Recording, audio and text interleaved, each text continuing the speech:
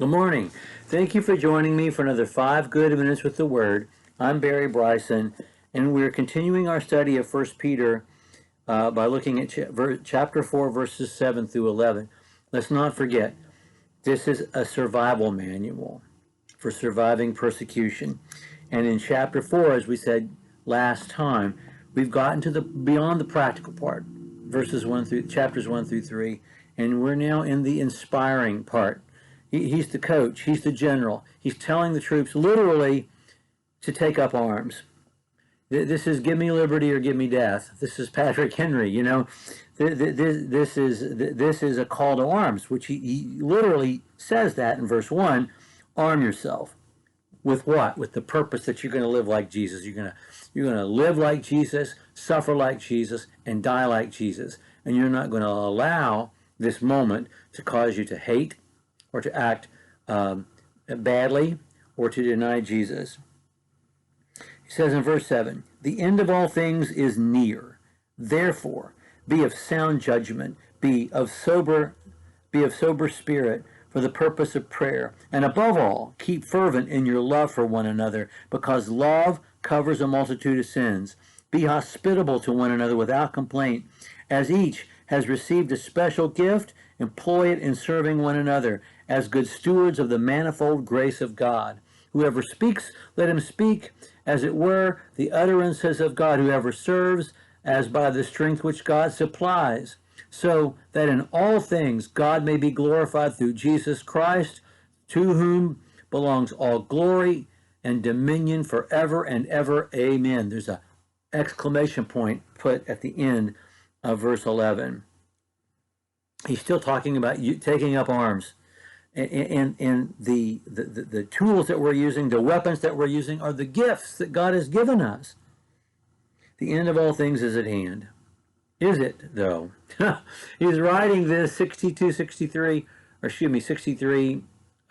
maybe early 64 AD. In other words, he's writing this 1900 plus years ago. Is the end of all things near? Yes, it is. It is. We mean that in two ways. The Old Testament concept of the day of the Lord, the day when everything changes. This is there. This time is there. It is at hand. The day of the Lord when everything changes. The Roman Empire now sees us as enemies of the state. This is going to change the course of events for the next 250 years. Yes, the end of all things is near. But it's also true that since we do not know the future, we must always assume that the second coming of Jesus is at hand. Always. We always live as if it's the next breath, the next blink of an eye, the next moment. That's the only way Christians can live. That's the only way this is going to work. If you live as if the end of all things is at hand, that's all we know. Therefore, be of sound judgment. Get your head in the game and keep your head in the game and focus. Be sober. For what purpose? For the purpose of prayer. You have to be constant in prayer. You be praying about this all the time. Above all, do what? You know, toughen each other up. Above all, keep fervent in your love for each other, because love covers a multitude of sins. Does that mean that if I have a lot of love for people, that I'm going to have a get out of jail free card so that I can do what I want? No. No. This is what he's saying. This is going to be hard. And you're going to get on each other's last nerve at times, because the stress is going to be unbelievable. And if you don't love each other fervently, you're not going to support each other and make it through this time. Love covers a multitude of sins in that way. It does. And I tell you what else love will do.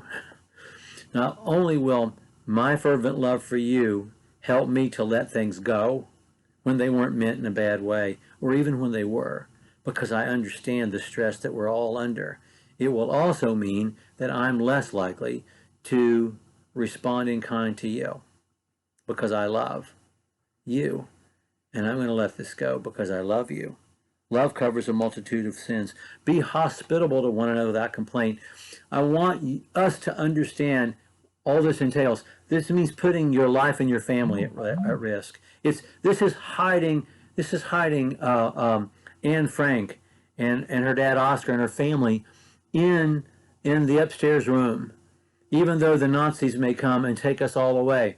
This is being Oskar Schindler. This is being everyone who helped slaves escape to the north. Only we're not talking about, fascism or abolitionism. We're talking about our Christianity, hiding someone in your house, giving them safe passage, standing up to defend them, whatever it takes to take care of someone who's been put at risk, who's been compromised. You do that without complaint because this is necessary and you may need this next time.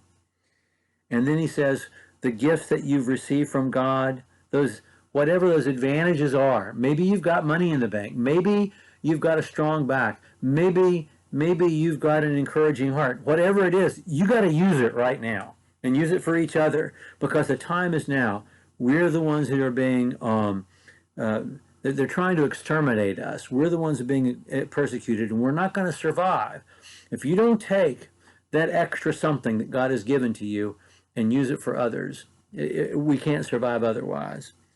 And then he says, so that in all things God may be glorified. They're going to see how we survive this, and it's going to be evidence of God's glory, more so than if you had healed 110 lepers. And then he says, to whom belongs the glory and dominion forever and ever. Amen. No doubt about it. Jesus is in control, and this is our moment to demonstrate that. Period. Amen. Okay. There's going to be something that follows the amen, as there often is in verses 12 through 19. So anyway, we'll pick up there next time. Thank you for joining me for another 5 good minutes with the Word.